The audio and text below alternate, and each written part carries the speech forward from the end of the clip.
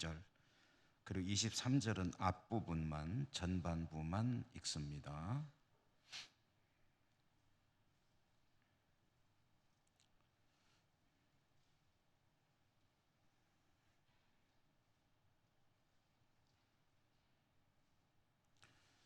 함께 읽겠습니다. 시작. 백성이 다 세례를 받을새 예수도 세례를 받으시고 기도하실 때에 하늘이 열리며 성령이 비둘기 같은 형체로 그의 위에 강림하시더니 하늘로부터 소리가 나기를 너는 내 사랑하는 아들이라 내가 너를 기뻐하노라 하시니라.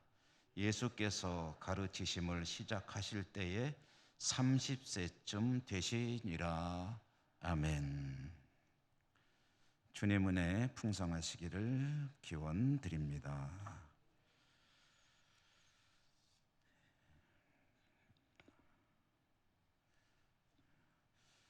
그동안 구약 성경을 마치고 신약 성경 읽기 시작해서 오늘 5번째입니다.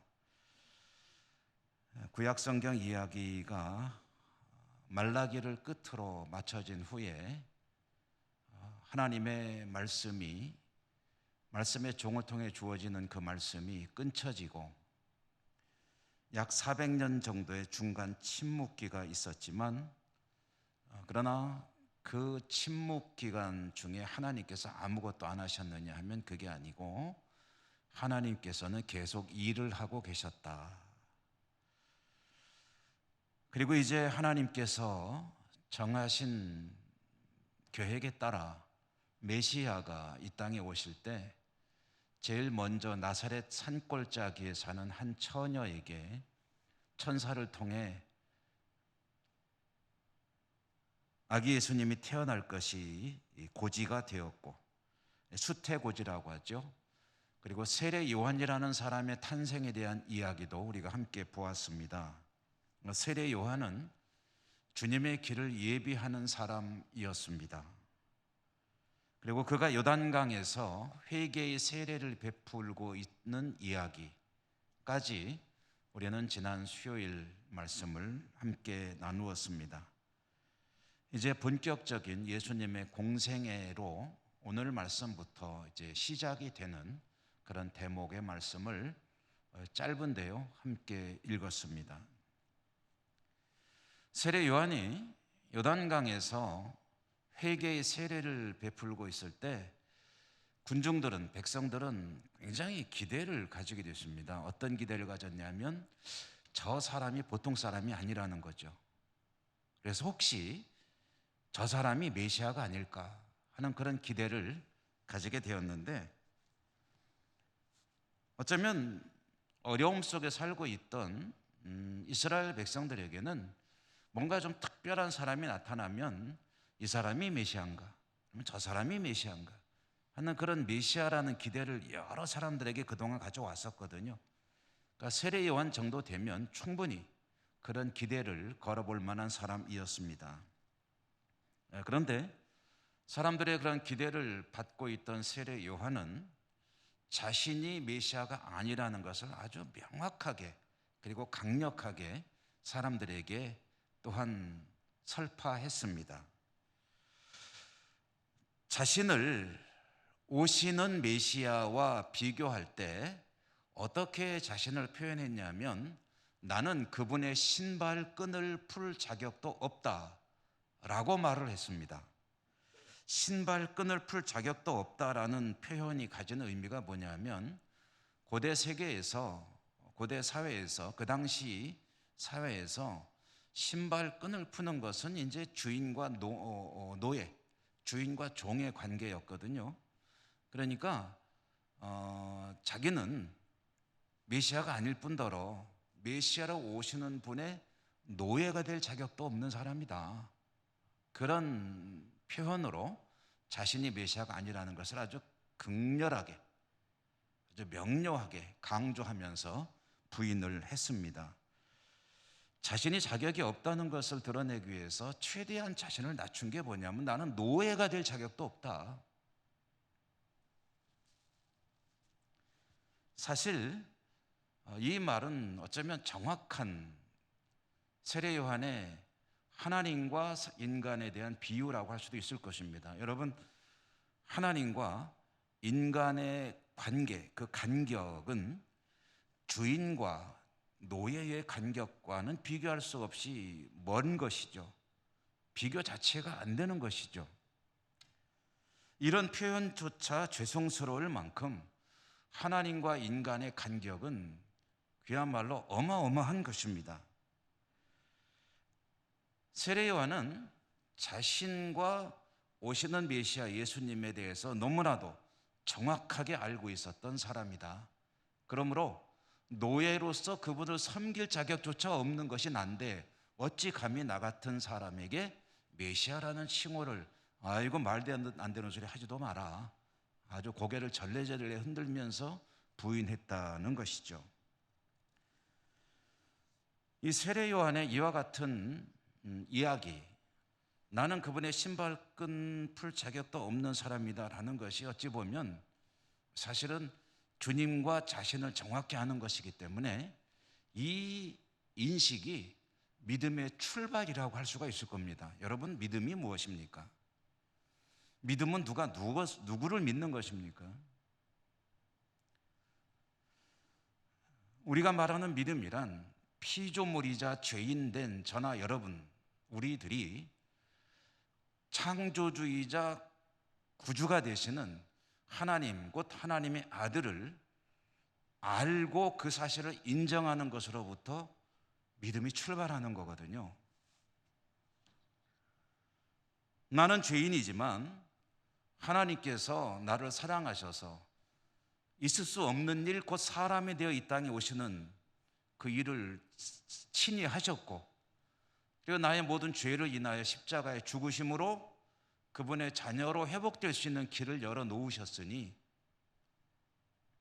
그리고 그분은 전능하신 하나님이시요 능치 못함이 없으신 분이니 그분을 믿고 사는 것이 가장 내 삶이 복된 인생을 사는 것이다 라는 것을 알고 인정하고, 그리고 그 사실에 따라 살아가는 것이 믿음 아니겠습니까?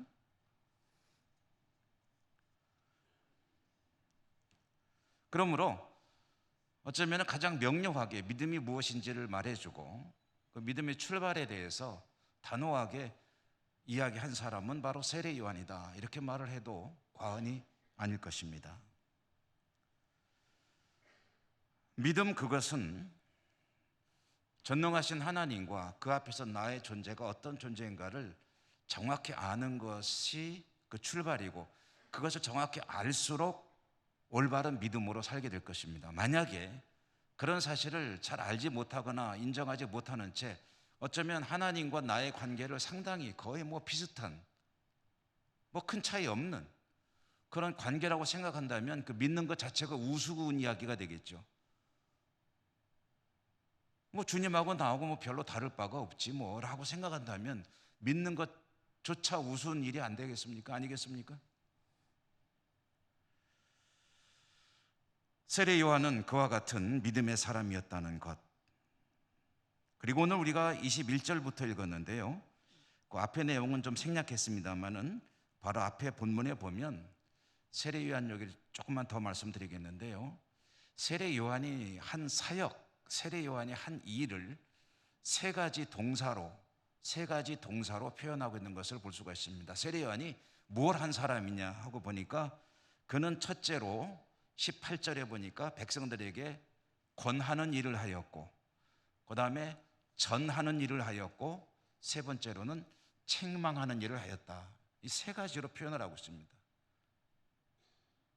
세례 요한은 백성들에게 권했습니다. 무엇을 권했느냐? 회개의 길로 나오라는 것을 권고했습니다. 회개하라는 거죠.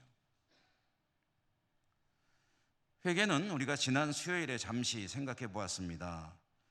회개란 깨달음으로 시작해서 그 깨달음에 근거한 의지적인 결단, 그리고 결단을 실천하는 것이 회개다라는 그런 뜻풀이를 해보았습니다. 회개란 콧물 흘리는 게 아니고 눈물 흘리는 게 아니고 잘못했어요 라고 하는 것이 아니고, 회개는 내가 어떤 존재인가를 정확히 깨닫고 그러므로 어떻게 해야 되겠다고 결단을 하는 의지, 그리고 그것을 실천하는 것이 회개다라는 말씀을 드렸죠. 회개의 이미지도 이사야 선지자의 말씀을 통해서 우리가 생각해 보았습니다. 회개란 무엇이냐? 어떤 머릿속에 그림을 그려본다면 어떤 지형이 있을 때 그 지형을 평탄하게 하는 것이 회개다. 울퉁불퉁하게 튀어나온 봉우리가 있다면 그것은 깎아내고, 움푹움푹 패인 웅덩이가 있다면 그것은 메꾸고, 그래서 평탄하게 길을 만들어 그 길로 주님이 오시고 내가 주님께로 가는 그러한 길이 만들어지는 것이 회개다. 주님과 나와의 관계 사이를 회방 놓는 그런 봉우리, 골짜기들은 깎아내고 메우는 것, 그것이 회개다. 이사야 선지자를 통해서 주님이 그렇게 말씀하셨다 라는 말씀을 전해드렸는데요, 그렇게 내가 주님께 나아갈 수 있고 주님이 나에게 다가올 수 있는 그런 평탄한 작업을 하는 것이 회개라고 하고, 그리고 그렇게 해서 주님과 함께 동행하는 삶을 사는 것, 그것이 회개에 이르는 것이죠.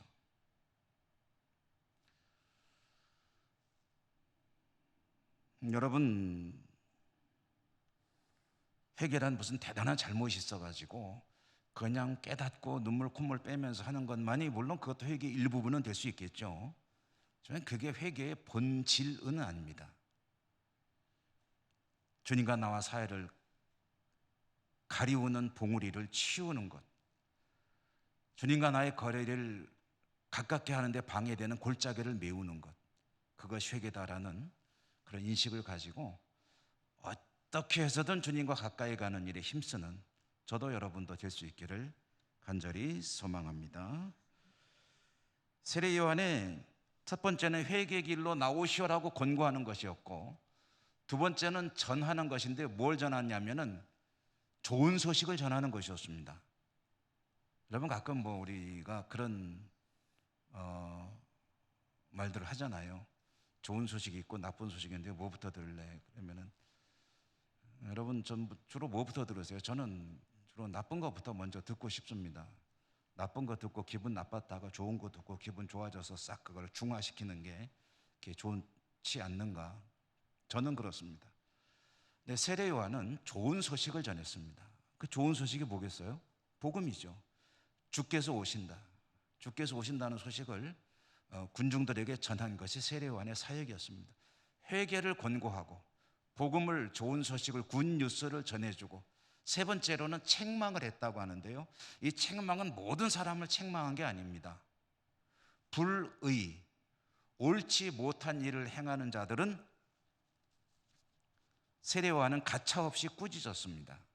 그 대표적인 사람이 누구냐면 그 당시 갈릴리 지방을 다스리던 헤롯 안티파스라고 하는 사람. 이 헤롯 안티파스가 그 아버지 대헤롯, 예수님 탄생했을 때 베들레헴에 있는 2살짜리는 다 죽여라, 2살 아래는 다 죽여라 한 것이 이제 그게 대헤롯이고 헤롯 안티파스의 아버지거든요. 근데 헤롯 안티파스는 자기 아버지 대헤롯이 죽은 뒤에 갈릴리 지방만 띄어가지고 다스리라는 그런 권한을 부여받았어요. 그래서 나눌 분자를 써가지고 분봉왕이라고 합니다. 이 헤롯 안티파스를 세례 요한이 아주 준열하게 꾸짖었거든요. 비판했습니다. 왜 그랬냐? 나쁜 짓을 저질렀거든요. 그럼 무슨 나쁜 짓을 저질렀느냐? 이 헤롯 안티파스에게 이복 동생이 있었는데 헤롯 빌립이라고 하는 동생이 있었습니다. 헤롯 빌립이 동생 중에 둘이 있는데 그 중에 이복 동생인 헤롯 빌립의 아내가 헤로디아라고 하는 여성이 있었는데요, 이 헤로디아가 마음에 들은 거예요. 불륜이죠. 그 헤로디아를 자기 아내로 삼고 싶은데 비록 이복이지만 동생의 아내거든요. 그럼 어떻게 할까 하다가 그 헤로디아를 유혹을 해가지고 남편하고 갈라서게 만들었습니다. 이혼을 하게 한 거죠.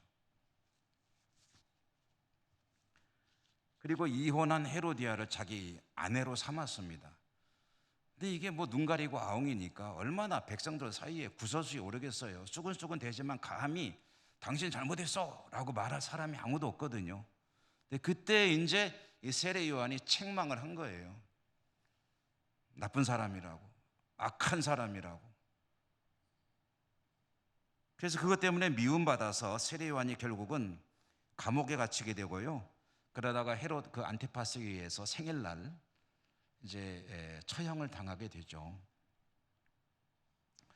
어쨌든 세례 요한이 이렇게 등장했다가 사라지게 되는데, 이 세례 요한과 예수님이 직접 만나는 장면이 성경에 나오는 장면으로는 세례를 받는 그때 이제 대면하게 되는 이야기가 나옵니다.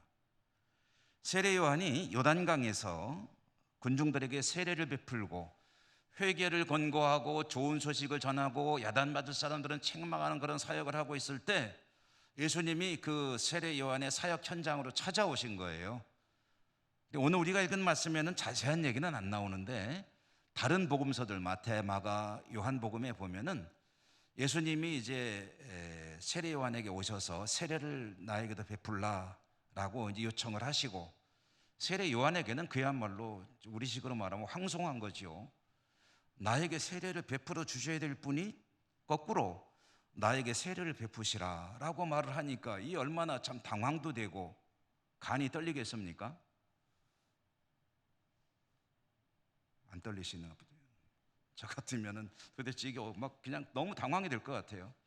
그런데 예수님께서 이렇게 해서 하나님의 의를, 하나님의 뜻을, 하나님의 계획을, 구원 역사를 이루는 것이다 라고 말씀하시며 그대로 하시오 라고 하니까 이제 세례 요한이 순종해서 세례를 베푸는 이야기가 이제 나오는데, 누가복음에는 그 자세한 얘기는 기록이 안 돼 있어요. 다만 세례를 베풀었다는 이야기만 나오죠. 그런데 이와 같이 세례를 베풀 때에 나타나는 현상은 뭐 공이 다 같이 기록이 되어 있습니다. 세 가지 현상이 벌어지는데요. 첫 번째는 오늘 우리가 읽은 말씀에 나오는 내용입니다. 세례를 받으시고 기도하실 때 첫 번째로 무슨 일이 벌어졌죠? 하늘이 열렸다. 두 번째로는 성령이 비둘기 같은 형체로 임하셨다. 그리고 세 번째로는 하늘에서 음성이 들려왔다. 무슨 음성이 들려왔습니까?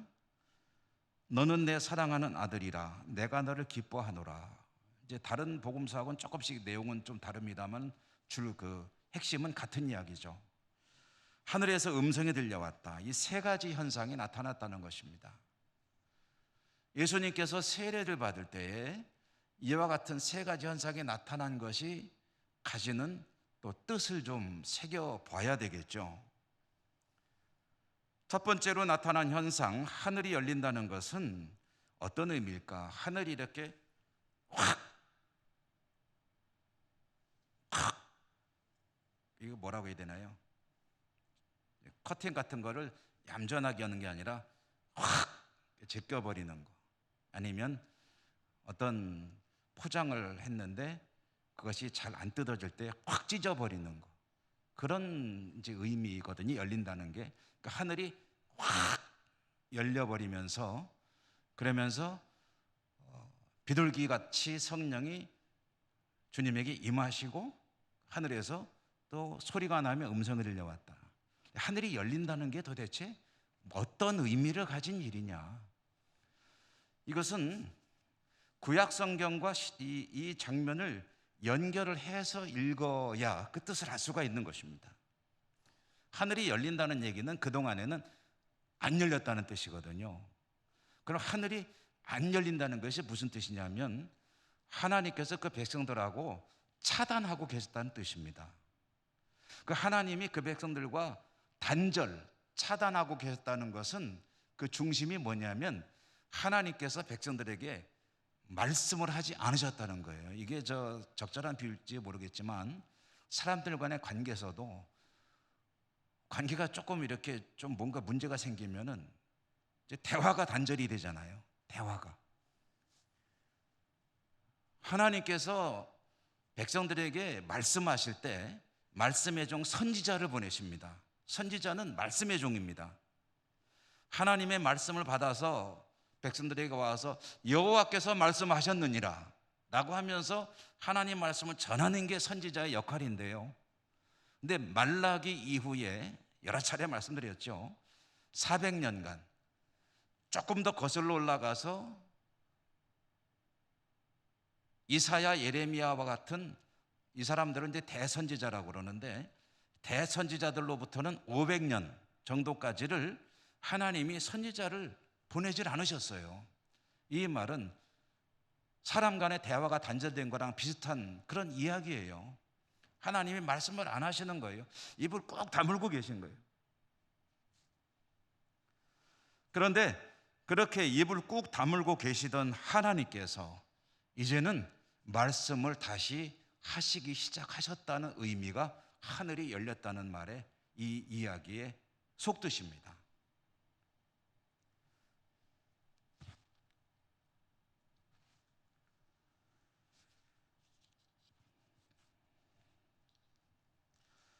예수님께서 세례를 받으심으로 그동안 그 백성들에 대해서 일은 하셨지만 말씀은 하지 않고 가만히 침묵을 지키시던 하나님이 이제 다시 백성을 향해서 말씀하기 시작하셨다. 그게 어떤 사건으로부터 시작이 되느냐? 예수님께서 세례를 받으실 때 그 일이 시작이 되었다.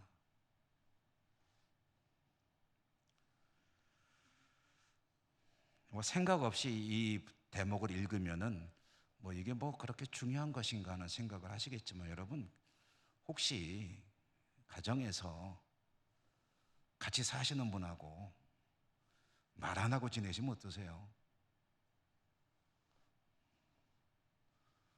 상대방이 뭐 때문에 그런지는 잘 모르겠는데 입을 꼭 다물고 눈도 안 마주치고 쳐다보지도 않고 뭐라고 말해도 그냥 들은 척도 안 하고 그러고 있으면 얼마나 그게 괴롭습니까? 끊임없이 선지자를 보내서 말씀하시던 하나님께서 어느 날부턴가 아무런 말씀도 안 하시고 있을 때 그 백성들이 얼마나 답답하기도 하고 괴롭겠어요. 차라리 와서 야단이라도 좀 치면 좋겠는데. 그러나 이제 예수님께서 세례를 받으시고 하늘을 가리고 있던 그 휘장을 확 찢어버리셨다. 이제부터는 다시 하나님께서 그 백성을 향해 말씀하시기 시작하신다. 별로 안 반가우신 것 같아요. 제가 어떤 전에 책을 보다 보니까 그런 이야기가 있었어요.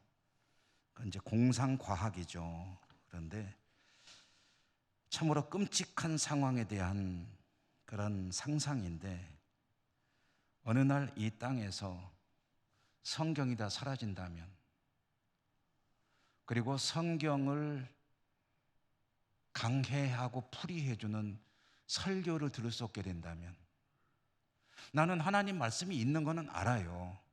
몇 구절 정도는 내가 기억을 해요. 근데 하나님 말씀을 볼 성경도 없고 그 말씀을 설교해주는 설교자도 없고 아무런 그런 가능성이 없는 세상을 살게 된다면 여러분 어떨 것 같아요? 그래도 괜찮으실까요?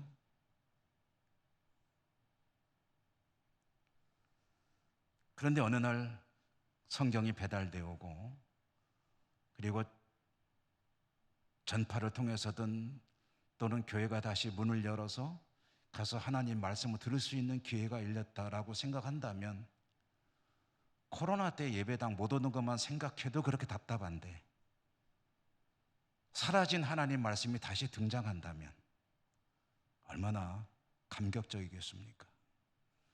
그 일이 예수님께서 세례를 받는 그때부터 시작이 된다는 거예요. 두 번째로는 성령이 비둘기같이 임하셨다고 그러죠. 성령 강림을 의미하는 것입니다. 물론 우리가 알고 있는 성령 강림은 오순절에 있는 일이죠. 근데 그 오순절 성령 강림은 제자들에게 임하는 것이라고 한다면, 그보다 앞서서 예수님께서 공생애를 시작하실 때 예수님에게 성령이 임하시며 예수님의 공생애는 본격적으로 시작되게 되었다. 삼위일체 하나님이 일을 하시는 것이다. 세 번째로 하늘에서 음성이 들려옵니다. 너는 내 사랑하는 아들이라 내가 너를 기뻐하노라 라는 음성. 여기서 하나님께서, 하늘 아버지께서 예수님을 내 아들이라고 부르시는 이 말씀, 이 음성, 이것을 우리들은 당연한 것이니까 그게 무슨 의미가 있겠는가? 당연한 거 아니야? 라고 생각하겠지만 그 당시 현장에서 만약에 이 음성을 듣는다면은 이게 무슨 얘기냐면 구약 성경에서 그동안 계속 예고되어 오던 메시아가 드디어 이 땅에 오셨다는 것이 하나님의 음성으로 확인되는 순간입니다. 그러니까 사람이 세례 요한이 메시아인가? 아니면 뭔가 좀 엄청난 어떤 그 힘을 가지고 로마를 괴롭히는 저 의병 대장이 메시아인가? 이런저런 여러 가지 추측을 하는데 그건 사람들의 추측일 뿐이에요. 근데 세례받는 현장에서 하늘이 열리고 성령이 임하시는데 그래서 음성이 들려오기를 내 아들이다 라고 말씀하시는 것은 무슨 얘기냐면 구약 성경에 내가 선지자를 통해 예고했던 그 사람이 바로 이 사람이다 라는 이야기를 하늘에서 직접 하시는 거예요, 하나님께서. 그래서 이 세 가지 현상, 하늘이 열리고 성령이 임하시고 하늘에서 음성이 들려오는 이 사건은 말하자면 하나님께서 이제는 때가 되어 예수 그리스도를 통한 구원의 역사를 공식적으로 시작하신다는 선포식을 하는 것입니다.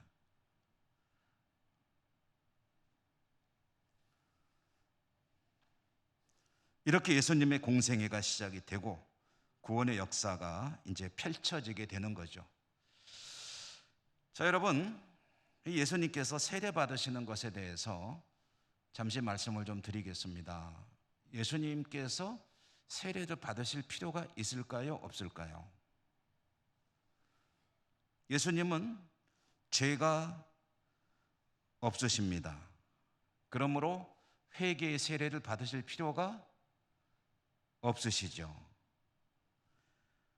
그런데 세례 요한에게 오셔서 세례를 베풀라라고 말씀하셨습니다. 왜 그러셨을까요?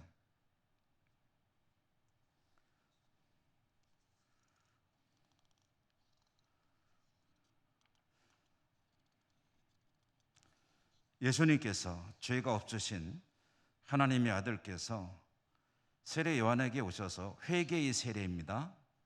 회개의 세례를 받으신 것은 스스로를 죄인으로 여기셨다는 그런 의미입니다.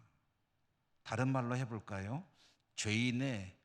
앞으로 죄인의 대표가 되셔야 되거든요. 죄인의 대표, 세상 죄를 다 한 몸에 지고 그 죄의 문제를 해결할 죄의 대표이시거든요. 그러므로 이제 이 공생애를 시작할 때 자신은 죄가 없지만 이 땅의 모든 죄인들을 대표해서 세례 요한에게 가서 회개의 세례를 받으시는 것이죠. 세례는 죄를 씻기 위한 하나의 예식이거든요. 죄가 없기 때문에 씻을 필요가 없습니다. 그러나 죄인들을 대표해서 그 모든 죄를 씻기 위한 이 세례 예식에 참여하시고 그 세례, 진짜 세례는 어디에서 완성이 됩니까? 십자가에서 완성이 되죠. 이 세상의 모든 죄를 한 몸에 짊어지시고 십자가에서 자신을 내어주심으로 그 모든 죄의 문제를 해결함으로 인해 세례는 완성이 됩니다. 공생애의 시작과 끝, 물론 부활과 승천의 그 이후의 시간이 있지만 하이라이트를 십자가라고 본다면 공생애를 시작할 때 물로 세례를 받으시고 십자가에서 자신의 보혈로 그 모든 죄를 씻으시는 세례의 시작과 완성이라는 그런 의미로 이 세례를 이해할 수가 있겠습니다. 그리고 오늘 이제 우리가 예수님의 세례 이야기를 보았고, 지금은 이제 복음서의 좀 서론 부분이라고 할 수가 있겠는데요. 근데 이어지는 말씀에 보니까 우리가 3장 23절에 앞부분만 읽었는데 23절의 뒷부분부터 3장의 마지막 부분까지 보면은 또 하나의 족보가 나옵니다. 족보, 계보. 예수님의 계보죠. 예수님의 계보 중에 우리에게 가장 익숙한 대목은 마태복음 1장에 나오는 이야기겠죠. 아브라함과 다윗의 자손 예수 그리스도의 계보라 라고 하며 시작되는 마태복음 1장의 말씀에도 예수님의 족보가 쭉 나오는데, 이 누가복음에도 족보가 나옵니다. 그런데 차이점이 있습니다. 어떤 차이점이 있냐면, 마태복음에 나오는 계보는 아브라함으로부터 시작해서 쭉 이어져 가지고 예수님까지 내려가는 족보라고 한다면, 누가복음의 족보는 예수님부터 시작해서 조상을 거슬러 올라가는 족보라는 점에서 차이가 있습니다. 그런데 그보다 더 큰 차이가 있습니다. 물론 중간중간 이름이 조금씩 달라요. 근데 그런 의미의 차이라는 것이 아니고, 마태복음의 족보는 아브라함부터 시작이 돼가지고 예수님까지 이르는 것이라고 한다면, 누가복음의 족보는 예수님으로부터 거슬러 올라가가지고 어디까지 가냐면은 아브라함까지 가서 끝나는 게 아니고 더 거기를 뚫고 올라갑니다. 그래서 어디까지 가냐면 하나님까지 갑니다. 뭐가 다른 걸까요? 이 땅에 오셔서 구원 역사를 베푸시는 예수님에 대한 마태복음의 이야기는 구약에 예고된 대로 아브라함과 다윗의 혈통 가운데서 메시아가 탄생하신다는 이야기를 들려주기 위해서 그렇게 족보를 기록했다고 한다면, 누가복음의 족보는 이 땅에 오신 메시아, 그가 바로 하나님이시다, 그리고 하나님의 아들이시다라는 이야기를 들려주는 것입니다. 그런 면에서 차이가 있죠. 중간에 그 혈통 속에 들어있는 사람들은 사실은 같은 사람들이죠. 그러나 누가복음은 예수님이 하나님이시고 하나님의 아들이시는 것까지 족보를 쭉 거슬러 올라가면서 증거함으로 인해서 어떤 사실을 계시하냐면, 여러분, 이 땅의 역사를 시작하신 분이 누구십니까? 하나님이시죠. 하나님께서 태초에 천지를 창조하심으로 시간과 공간이 시작이 됐습니다. 이거 굉장히 좀 철학적인 이야기이기도 할 수 있는데요. 시간이라는 것이, 공간이라는 것이 처음 시작된 것이 하나님의 말씀으로 차서 이 세상을 창조하심으로 시작이 된 거 아닙니까? 그전에는 시간이라는 게 없었습니다. 흘러갈 시간이라는 게 없습니다. 땅을 딛고 설 공간도 없습니다. 아무것도 없습니다. 무입니다. 무인데 하나님께서 빛이 있으라, 그리고 여러 가지 이 우주 삼라만상을 창조하시면서 시간과 공간이 시작이 되었습니다. 이렇게 역사가 시작이 됐는데, 그 역사의 종말이 어떻게 매듭이 지어지게 됩니까? 주님이 다시 오시고 하나님의 나라가 완성이 되면 역사가 종말에 이르게 되는 겁니다. 그러니까 이 역사의 시작은 하나님의 창조로 시작이 되고, 역사의 종말은 주님의 재림으로 하나님의 나라가 완성되면 끝납니다. 그럼 우리는 어떤 존재냐면 그 사이를 살아가는 존재입니다. 아버지 하나님과 아들 하나님의 그 사이를 살아가는 것이 우리가 살아가는 역사입니다.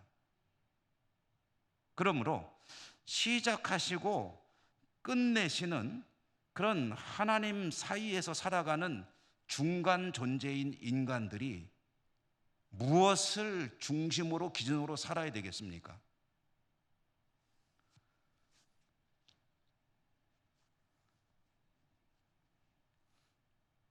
조금 쉽게 말씀드려 보려고 하는데 잘 안 되네요. 아무것도 없을 때 하나님이 시작해 놓으신 이 역사, 하나님이 마감하실 이 역사, 시작도 끝도 하나님의 손에 달려 있습니다. 우리는 그 안에서 살아가는 피조물들입니다.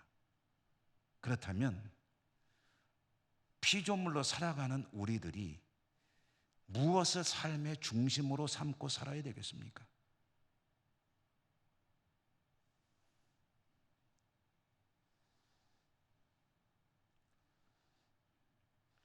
알파요 오메가 되시는 우리 주님의 뜻과 그분의 인도하심과 그분의 기뻐하심과 그분이 바라심과 그분의 말씀을 따라 살아갈 때 중간을 살아가는 저희들이 가장 바르게 살아가는 것이 아니겠습니까? 물론 여러분 여기 계신 분들은 그렇게 살려고 애쓰시는 분들이시죠. 잘 살고 계신 것이죠.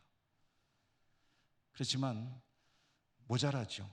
저도 얼마나 부족하고 얼마나 형편없는 존재인가를 스스로가 잘 알고 있습니다.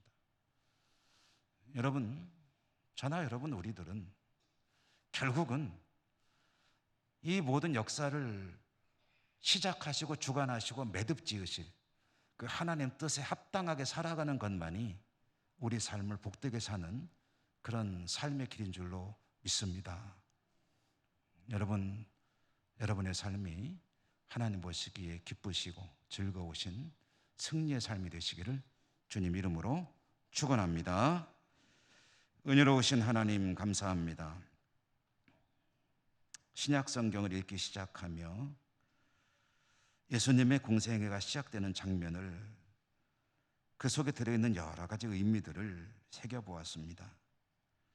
그렇습니다. 하나님께서 만드시고 하나님께서 완성하실 이 세상을 살아가는 저희들이 바라보아야 할 것이 있다면 오직 하나님의 말씀, 하나님의 뜻이실 터인데 그 말씀과 뜻의 궤도를 벗어날 때가 적지 않게 있는 저희들의 삶과 신앙인 것을 고백하고 회개합니다. 연약한 저희들을 불쌍히 여겨주시고 성령으로 붙들어 주시고 하나님께 기쁨이 되는 복된 성도로 살아가는 일에 승리하고 성공하는 저희 모두가 될 수 있도록 도우시며 인도해 주시옵소서. 예수님 이름으로 감사하고 기도 올리옵나이다. 아멘.